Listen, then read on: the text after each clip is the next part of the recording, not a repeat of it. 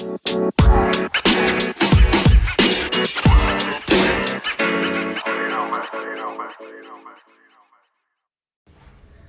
everyone, welcome to 20 Minute Marketing. I am very excited to start this episode. We are in fact recording at the Doncaster Dome today. It's probably my first time here in about 10 years. I remember coming ice skating and swimming and doing all the activities here. Anyway, I have a really exciting guest, and this episode is going to be really unique because we're going to focus on PR and how that blends into marketing and how marketing and PR cross over.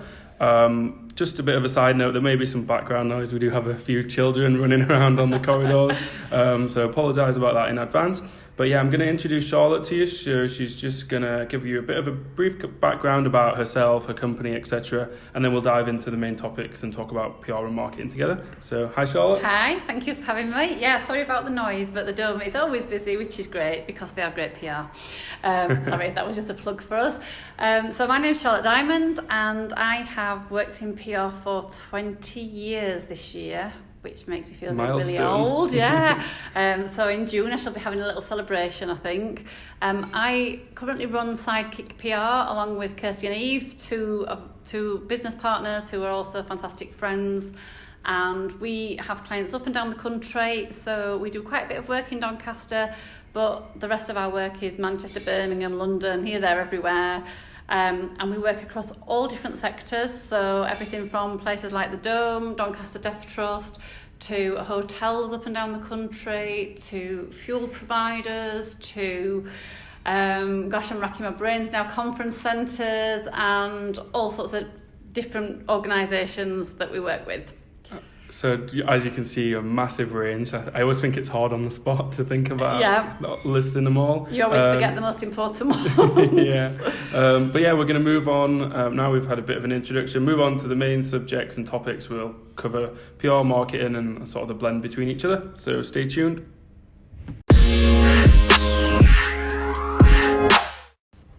All right, everyone, so now to the main topic and the big chunk of the episode. So we'll keep it in the 15-minute or so time frame if we can. So first of all, one thing that I found really interesting when I was actually listening to your podcast, that was mainly about PR and marketing, is that you mentioned that a lot of people just assume PR is just media relations. So just to sort of summarise, what would you say it is and what are the different aspects of it? Yeah, there's so much more to PR than media relations. I think previously, many years ago, I have worked with what I would class as a very heavily media relations agency, and there are still agencies out there who rely very heavily on that, and there's nothing wrong with that, but PR as we do it is a strategic management function.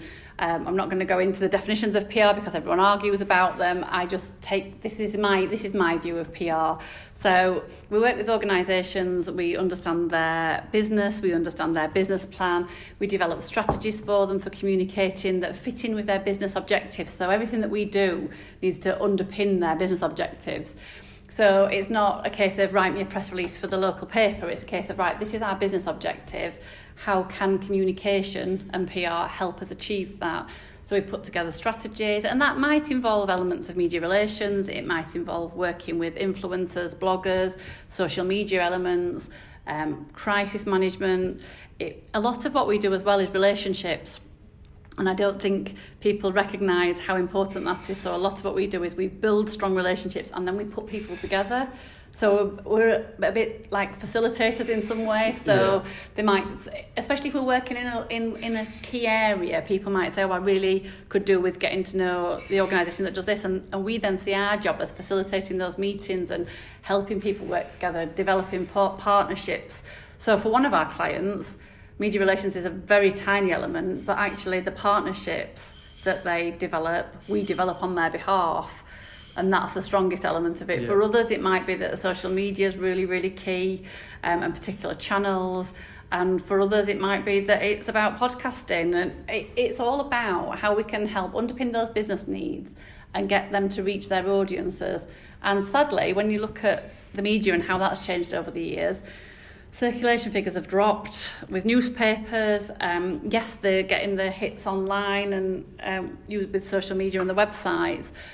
But that's not necessarily how people get their news anymore. So we're working with a lot of education establishments, and when we're wanting to talk to students, media relations doesn't come into it. I don't know when. Sorry, I'm going to ask you a question now. I don't know when you last bought a newspaper. Yeah, it's interesting. Actually, not a very long time ago, but we have two of our employees walking to work on Friday, and they're walking 19 miles for Bluebell Wood. Yeah. And we put the story to a university newspaper, University of Sheffield newspaper, because one of the walkers is an alumni there. Yeah. And I was just thinking they'd put a small template in their website, and they said no, it's printed in the newspaper. Brilliant. And I was like, I don't think I had to send him out to collect a newspaper. Yeah.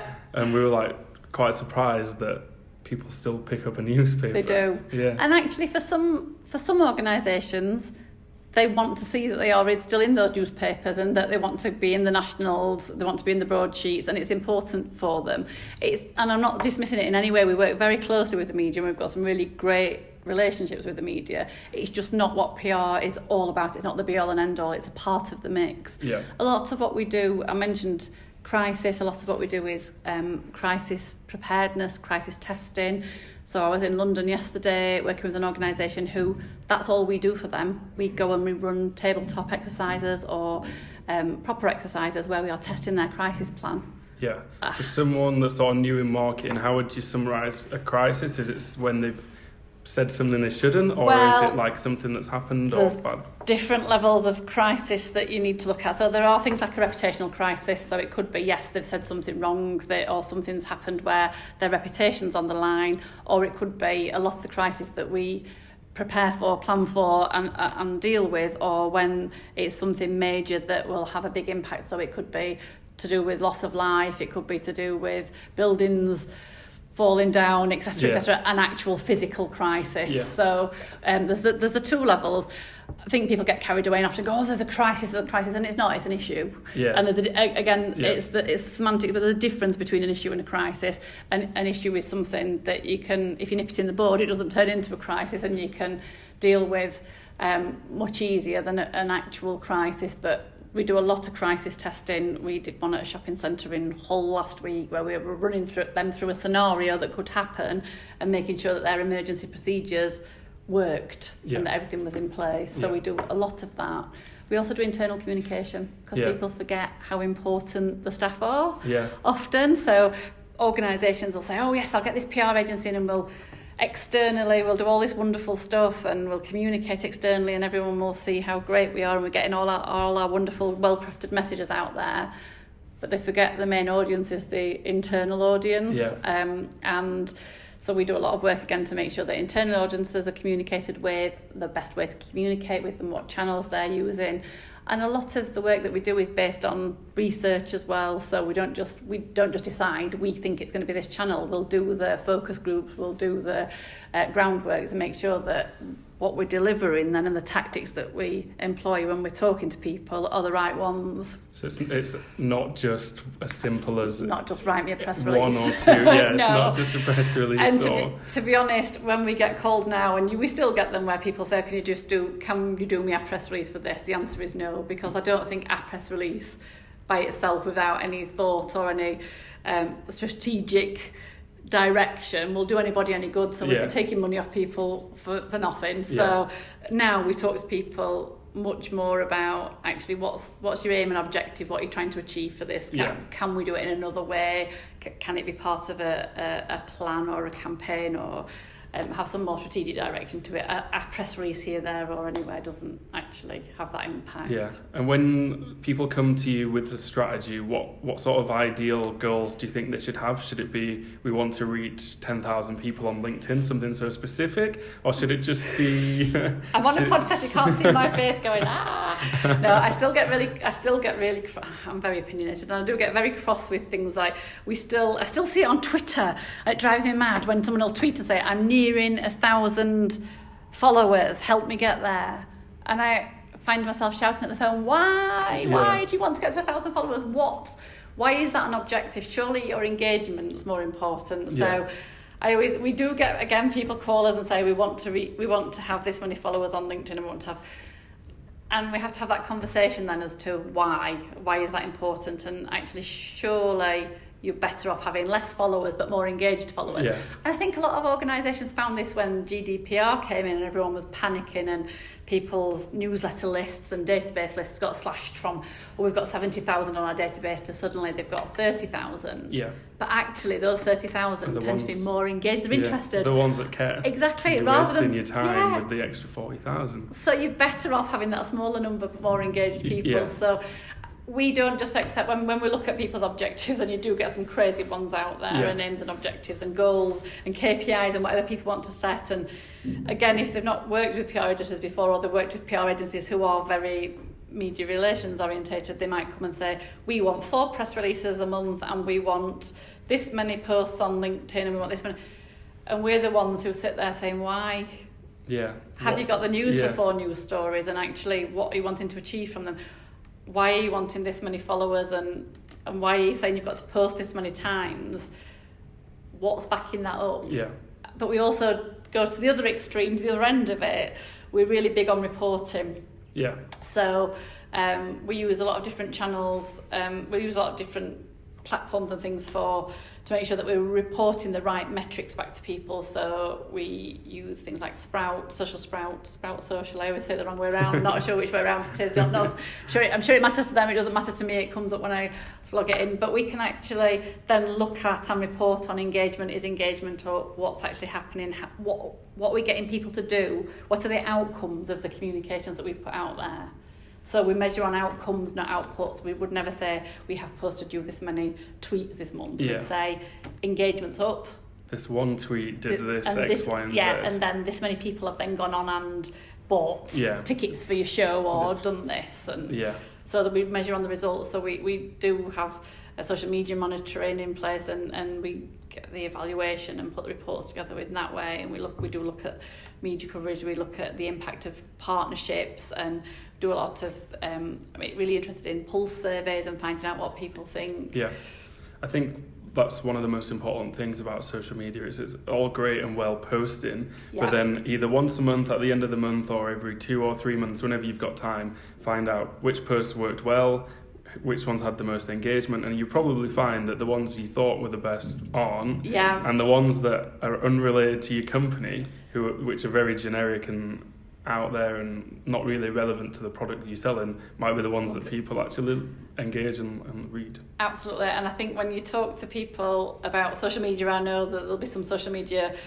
podcasts, they will say exactly that. They can put a lot of time and planning into it and think this is going to be the one that flies, this is going to be the one that's going to get so much engagement, and then nothing, and then something completely random can get you absolutely fantastic engagement. So you can plan and put a lot of thought into these things, but with the world of social media, it's a lot of it is who knows. I mean, I put a tweet out, which is how we got in contact with each other. I put a tweet out about asking people if they listen to podcasts, and the engagement that got back and the conversations that we then had. And I've now got a list of, I think it's up to 21 at the minute, podcasts to listen to. But I've written a blog about it, and I've had some really great dialogue with people who I hadn't spoken to before about their podcasts, and it is really interesting. Yeah, and it's not anything related to your company or anything like that, just a generic question. Exactly. It's not me trying to sell podcasts to people, it was just a question because I've started listening to them more, and I wondered if other people had, or if they could recommend any, because otherwise you're trawling through and listening to them and thinking, is this one for me? But actually, if you've got some recommended ones, industry specific, it can be really good. Yeah. I just want to sort of move on to a sort of different standpoint. So I'm going to talk about how it has changed from like media relations to influencers and that side of it. Yeah. So do you think like that side of PR is more successful for people to aim at, or is it it was a bit overhyped and it's not as valued as people think? I know it's on the news quite a lot. It is on the news quite a lot. There's a lot of backlash at the minute, I think, in terms of influencers and the influence that they actually have, and whether followers are real, whether people have been buying followers, and again, it comes back to the kind of engagement that they get. I think there's a long way to go yet in terms of. I'm saying that newspapers have the credibility, and we all know that different newspapers have different levels of credibility, but I think the media has established itself over the years and over the decades, and you kind of know what you're dealing with, whereas with influencers, there's still that level of uncertainty. I think people are still quite nervous of working with them. We've worked with a number of different influencers across different sectors, from fashion, beauty, lifestyle, parenting. You have to do a lot of background research, I would say, to make sure that you're getting the right people and that they're reaching the right people that you want to get out to. So there's bloggers, there's vloggers, there's micro-influencers, there's so much out there. I would say the ones that we've worked with have worked well and have a direct link to the audiences that we've wanted to reach, which is, again, that's what's so important to us, getting to the right people. Yeah, you could have a sort of an influencer that's got 1,000 people in an industry that you care about instead of 1 million that follow Kylie Jenner and are probably not interested in absolutely PR, for example. Yeah, absolutely. I did some focus groups with some year 7 kids, and they were all talking about Instagram and who they follow on there, and I'm that old that I didn't know who any of these people were, and they couldn't believe it, and they were saying, "Get out of the room, miss, I can't believe you don't know who so-and-so is." Still don't know who they are, but they all follow these people on there, and it's so important to them. And it's how do you get to these kids if you're not one of these Kylie Jenners or whoever it might be.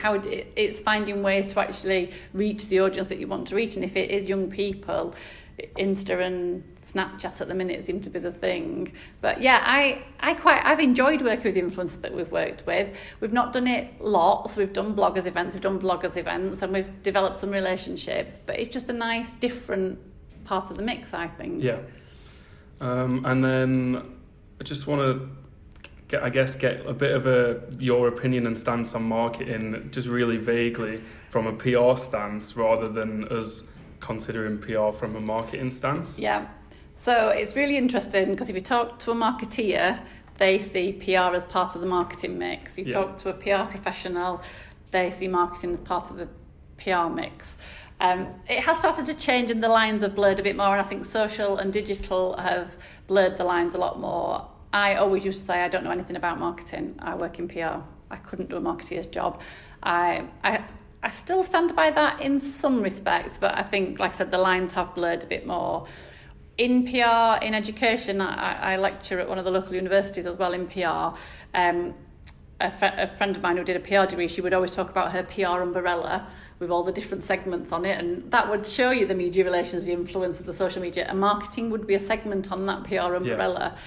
So I think marketing and PR people need to work more closely, less in silos. I need to learn more about marketing. I see bits that people do and I just think I box that off in my mind that that's a marketing job. But there is much more blurred ground now that we both seem to cover. And I think marketing sounds really interesting, and I think it sounds great that you have all the kind of measurements in place, I think, that PR's only just getting to. But you also get the budgets in marketing that PR doesn't get. Yeah. And I do think that's a lot of that is to do with the terminology that we use. I think marketeers are clued up and talking business terms, whereas in PR, we're still lagging behind with that. It's interesting. Yeah, it's an interesting thought to ponder on. Yeah. I think we might leave the main topic on that. Okay. Give everyone something to think about. Yeah. If you do want to hear more PR-related chats, then you should listen to the great podcast that I've been listening to. It's called PR Oddcast. PR Oddcast. You'll find it on Anchor. I'm sure if you Google it, you'll get it. And then we're just going to move on really quickly to graduate advice, a little bit about how graduates can stand out and what employers should look for as well. Yep. All right, thank you.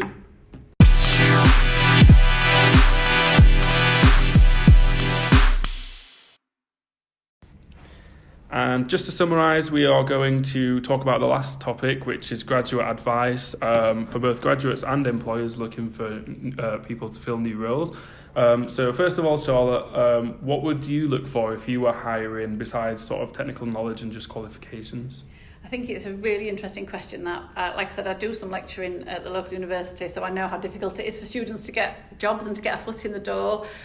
It's standing out is really important, and I think you've got to have done something other than the course. So if you look at a lot of the big hires in the London agencies recently, it's all been about blogging. Are they active bloggers? Are they engaging with people? Are they showcasing the knowledge? Because it's okay having your degree and having the piece of paper that says I have got this knowledge, but how are you showcasing it, and how are you using it? How are you making a difference, making an impact? And I think it's quite easy as a student just to assume that the piece of paper and the qualification will get you where you need to be. But for myself personally, I think I said this on another episode as well. Like, it took me a year to get to where I needed to be. It might not happen overnight, and it might take a bit longer. But whilst you are in that period, do something then if you can't do it while you're at Definitely. university. Use your spare time to actually be looking at your digital footprint. What are you doing? What social media channels do you like? Can you be active on one of them? What can you do? If it's not necessarily that kind of thing you want to do, can you be going out and helping an organisation? Use your skills. And then just to like further on the question, how do you think they could, I know you've sort of covered it like when you're looking for interviews, but are there any other ways that you think students could stand out or Yeah, I think like I said, the skills are really important. One of the things that I've noticed, and when I've run bigger agencies in the past, it's personality that you can't really teach somebody. And if you wanted to work in this industry particularly, I think you need to have those people skills. So the other skills you can teach along with time, but actually the personality is massive. So you've got to have the right personality to fit in with the industry. Different agencies again have different cultures, different office cultures. It's finding somebody that can fit in. And you know what? The research goes a long way with that. So we get loads of CVs, but the ones that stand out to me are the ones that have done a little bit of research. They've either listened to our podcast, they've looked at what we're blogging about, and they've commented on it. So they're saying, not just I would like to work in a PR agency, I would like to work in your PR agency because you sound like my kind of people. Because your podcast sounds great. You're talking about this. You sound really passionate. That's exactly what I'm like. And if someone's done that little bit of research, it makes a massive difference. Yeah. It helps you to stand out. And I think in the interview as well, just be confident and not too sort of pushy, but be as open and chatty. And ask be the company, yourself. The company questions. Definitely. Yeah. I think sort of we've summed everything up. I don't know if you've got any final things about how you applied for jobs yourself. It took me a year as well. I did a year of temping, but in each temporary role that I did, I ended up being offered a job to do PR-y kind of things without me really knowing that they were PR-y at the time. I went and worked at a office fit-out company for a while, and they were doing a Christmas party, and I said, I could make you a video. This was before mobile phones. That's how old I am. And I went and made them a video of the team to show at the corporate party. So I'd made some kind of internal comms tool without even knowing that that's what I was doing at the time. But I just think it's perseverance. If you know what you want to do, find ways to fit it in with what you can do until you get there. Yeah, absolutely. So we're going to sum it up. Hope you've learned something from the episode. I know I have myself as well, as always. Big thanks to Charlotte for being a great guest. Thank you. Really enjoyed it. No problem. And I might go out, check a little bit of the dome out and see what's changed. Good luck. Thank you.